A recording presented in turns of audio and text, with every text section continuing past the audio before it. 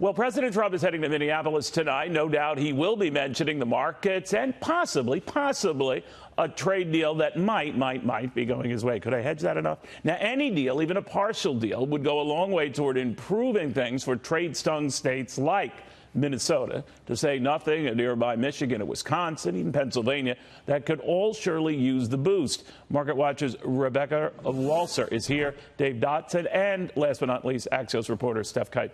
Stef, let me get your sense of the importance of this presidential trip tonight to Minneapolis. It's a state he barely lost. I think about a point and a half. Anything could happen, so it's crucial, right?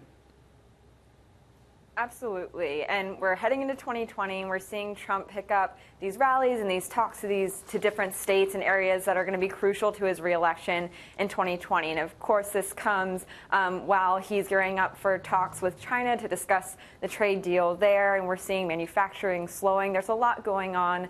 The economy doesn't seem to be in quite the place that maybe the Trump campaign would ideally want to be seeing heading into 2020, with a few signs that are worrying to people, even like Neil Bradley, who told Axios that the slowing in manufacturing is concerning, especially because oftentimes we see that first in manufacturing and then it spreads. So there are a lot of big issues that Trump is needing to address, issues that he promised to deal with in 2016, and now he's going to need to prove to voters in a lot of these crucial states that he is going to keep those promises, that he is keeping those promises, and that he still plans to carry through on these things in 2020.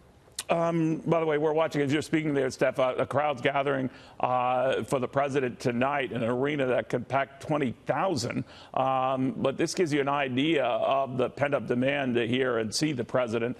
This is hours before he's even slated to speak. He hasn't even left the White House yet. The read on that from Professor Dave Dodson. You know, Dave, we always talk about expectations versus reality. Expectations are that the two sides will score some sort of a deal. Question is when, but does it really move the needle? If we can avoid, throwing tariffs at each other and worse, that might be fine. What do you think? I think there will be a deal, because here's the thing. The president is going to be back on The Apprentice if he doesn't get a trade deal with China. But here's our problem, is that China knows that. They understand that. And we look at the electoral map from 2016, and it looks like a landslide. But as it was just pointed out, some of those states were razor-thin margins. In fact, you could not fill the University of Michigan Stadium with his margin of victory from Pennsylvania, Wisconsin, and Minnesota, or excuse me, Pennsylvania. That's how close those victories were. That's true. But he can't do that game. He can't do that game plan again, because in 2016 he was masterful at focusing on a few states and getting people to turn out. But that won't happen in 2020 because the Democrats are crazed. They'll vote for Winnie the Pooh if that'll keep Trump out of the White House.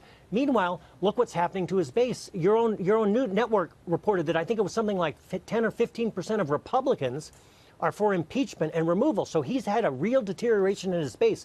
He needs every farmer and he needs every welder in those states to show up, and that's not going to happen without a trade deal. It is important, Rebecca. I'm wondering for the markets if it's that important. I always hear the old axiom, well, better to have some deal than no deal. They just want that uncertainty out of the way. I wonder, given all this time, if they're going to be a little bit more picky than that. But what do you think? No, I think we need a real deal, right? We don't need a sugar high that's not going to last. We need an actual real deal. And the timing of this isn't great, because with the impeachment talk, it emboldens China to think that they might be able to outlast him. So I think the timing is off for a real deal here. I'm glad to see that they're going to meet tomorrow. That's great. But still, I do think China really wants to outlast this president. And with the impeachment talk, that's not going to happen. I do agree that we need some resolution for the farmers and for manufacturing jobs in the Rust Belt states and all these states that really were so marginal to go for Trump in the first place. And this is the sixth closest state that he's at tonight that Hillary won by, like he said, such a small margin. So he has an opportunity. And I would just counter his point and say, as many as Democrats are against Trump, there are a lot of people that maybe weren't Republicans that are for the rule of law and for due process and don't like what the Democrats are pulling with this impeachment. Speaking of which, Steph, we're learning right now that House Democrats have subpoenaed the Energy Secretary Rick Perry for documents related to this Ukrainian state-owned energy company. It follows on the heels of other developments where Democrats are moving very, very quickly to keep the impeachment momentum going. This is a wild card development, I guess. I mean, no matter what happens on trade, it's always out there, right?